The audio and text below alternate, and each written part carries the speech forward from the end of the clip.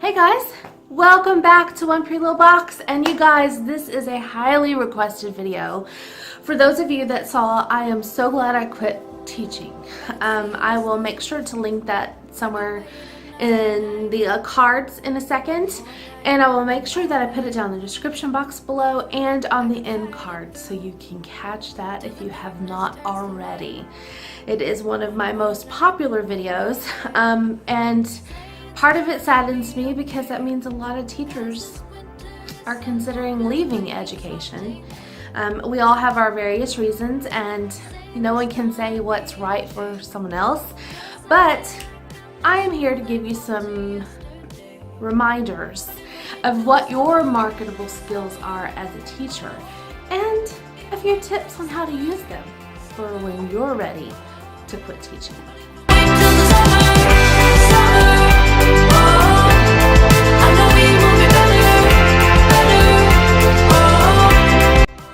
I'm going to give a couple disclaimers first. One, you are going to hear a little noise in the background. That is Shelby Girl with her bone. She knows it's video time for Mama and she just wants to be by me, but she wants her bone. So you're going to have to listen to that. Two, you guys know I don't drink coffee on the daily anymore. I drink maybe 1 or 2 cups a week at the most. But I really love the Starbucks skinny caramel macchiato that is bottled that you can buy at the grocery store.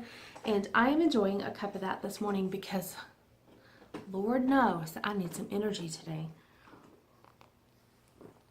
I don't usually like to drink anything on camera, but you know. So, one more disclaimer. By me sharing my journey, the reasons I quit and why I quit and how much happier I am being outside of the educational system, I am not saying that every single teacher should quit. I'm not saying that had I been in a different environment, I likely would have still been teaching, maybe.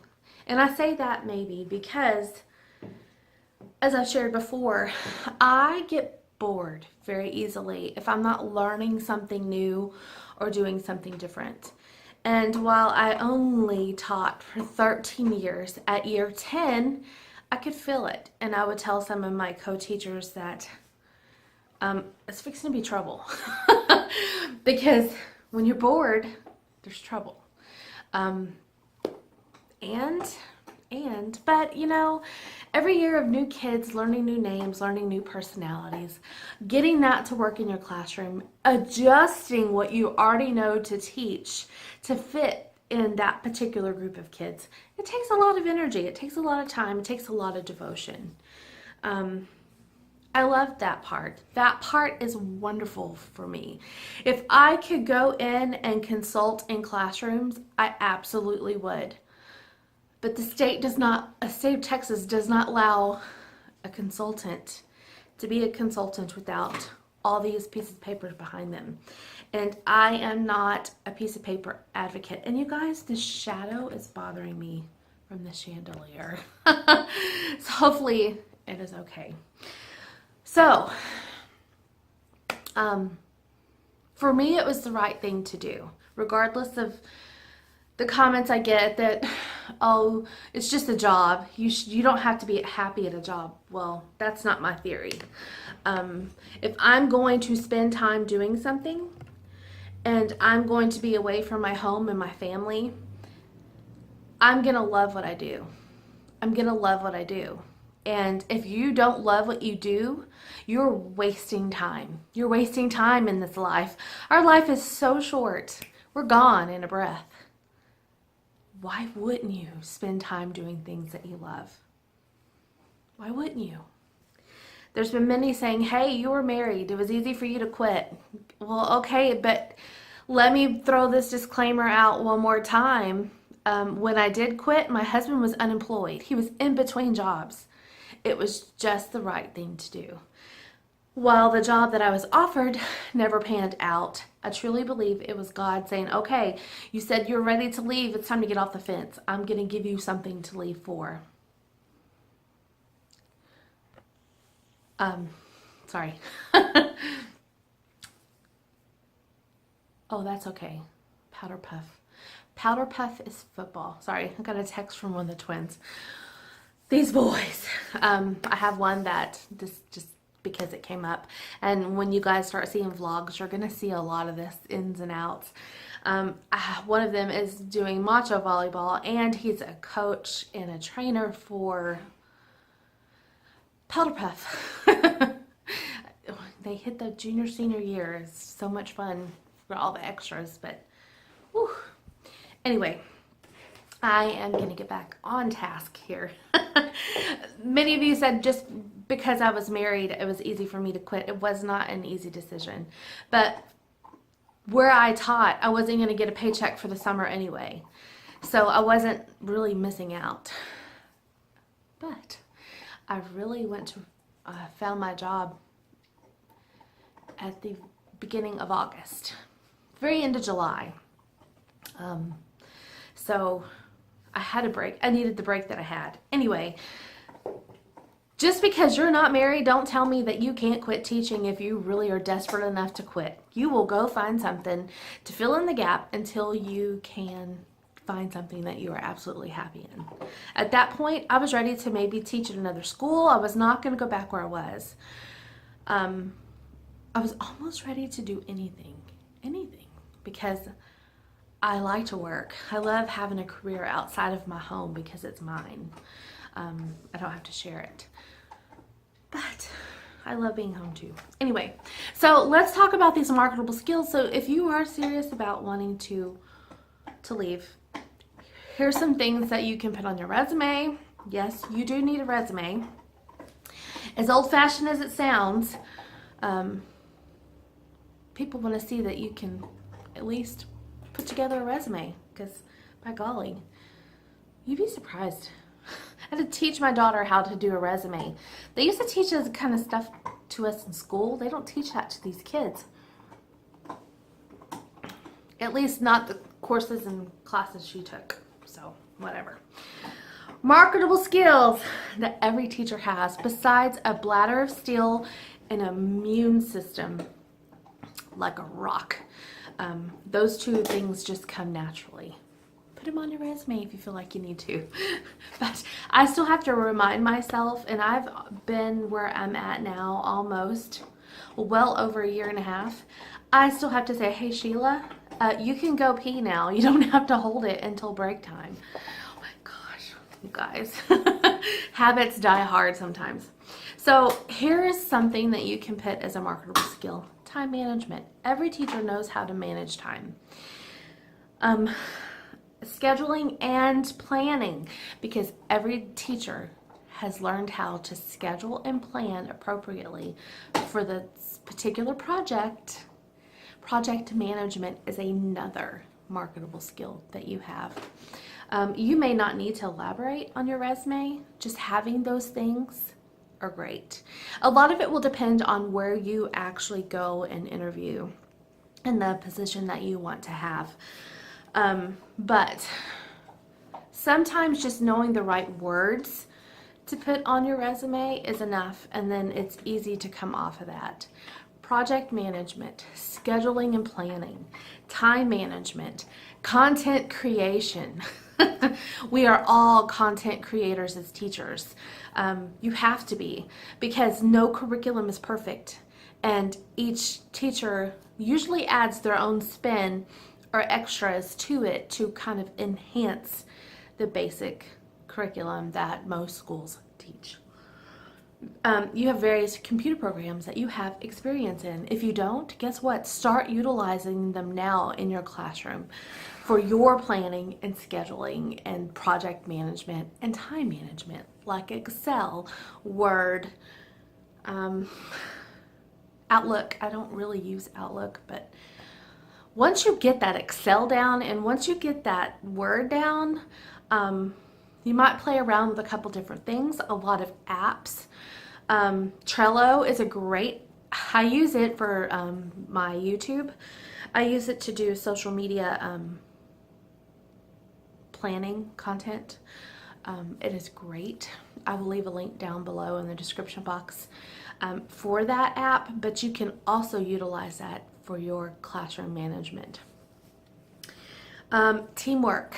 We all work as a team when you're a teacher, as well as being able to work independently.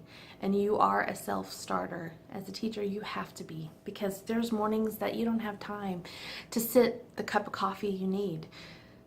You're up, you're ready, your makeup's on, you're looking great for the day. You got your briefcase in hand. You guys, you're shaved, you're dressed well, you're out the door. Go through traffic, you get to work. You're a self-starter. You're a self-starter. So let's talk about some ideas of side hustles maybe that you could do on the side while you're teaching that actually might encourage and inspire you to keep teaching. Because I wish in some ways that I would have done some of these a lot sooner. I have a few in the classroom videos. Not in the classroom. I have a few like teaching vlogs where I kind of share through my week. I will put that playlist down in the description box as well if you kind of want an idea. Another content creator on YouTube to check out is Pocketful of Primary. I absolutely love her. I'm inspired by her. She's a very young teacher, but she's amazing. And she has built a side hustle as she's been in the classroom, using a YouTube channel, creating content on Teachers Pay Teachers, and networking with other teachers as well, and creating this wonderful community and atmosphere. I honestly started watching her my last year of teaching. Had I caught on to her, or had she created her stuff the year that I said I was starting to get bored at year 10, and I had a chance to maybe work alongside of her or create together, I probably would still be teaching, because you change your atmosphere the more you network. So definitely start checking out some of these teachers that are on YouTube now. Back in the day, it wasn't there. Do it. Do it. Build on that. Etsy is another great thing. Create content for Etsy, whether it be things for teachers that you know you might need. Maybe you can create the perfect teacher planner for different age groups. Maybe you can create the cups, the bags, the personalized items, desk organizers, I don't know, art, wall art, motivational posters for these kids, all kinds of stuff. There's so much that you could do as a side hustle to your teaching that might encourage and inspire you to stay in education, or give you an option if you are seriously wanting to back away from the classroom aspect, but still stay connected in education and using those degrees that you work so hard for. You can, here's another one, create your own curriculum. Get out there and create your own curriculum, filling in the gaps of what, especially for private schools, homeschools. There are so many who homeschool now that you could be creating content for them, to help those homeschooling mamas. Guess what? Those don't have as many regulations as the curriculum you create for public schools. Yeah, create a teacher planner, create lesson plans, etc. for different projects, different whatever you have going on that you absolutely love to do. There's a lot that I still love doing that I would love to help young educators and to branch out. Parent communication was one thing I was very good at and can still be very good at. There are some things I'm working on personally behind the scenes. Even though I'm not in the classroom anymore, I have enough experience. I've gone through so many situations with different people. I've had to call CPS before because I had concerns of a child. Not once, not twice, but probably about 3 or 4 times. I've dealt with the calls coming in from CPS checking on a child because somebody else had made a phone call and it turned out to be nothing. You know, those kind of things. Start thinking outside of the box. The problem is when we get so wrapped up in a situation, in an atmosphere, in an environment that we feel stuck in, we can't get outside of our own head. And it's hard for us to think outside the box. I wish a couple years ago I would have done some of these things, because I would have kind of worked on that and been a little further. Now, Teachers Pay Teachers, it's full. It's got a lot, and I'm not saying don't do that, because you can still create and sell and share. Maybe there's other sites. I'm trying to think, honestly. Maybe you're really good at party planning and holidays and all that stuff. I can tell you that is an area a lot of teachers, especially in the preschool level, stress over. They stress over it. And I used to have to step back and I have to say, listen, those kids at that age of 2, 3, 4, even 5, they're in the moment. They're living in the moment. And while you're creating memories for that moment, 10 years from then, they're not going to remember it. So we used to spend all this time stressing and worrying and wanting to impress parents and wanting these kids to have these memories forever, when all it really mattered was having a great time in that moment, celebrating in that moment, and teaching the kids to live in that moment and not worry about what's next. So there you go. I do want to encourage you guys. I know this is a tough time of year for teachers. Getting in that last month and a half before summer break, things start piling up. Parties, end of year parties, test, projects, all this kind of stuff, regardless of what age group you teach, there's a lot going on. Take a breath, take a moment for you. If you begin to feel overwhelmed, reach out, start networking.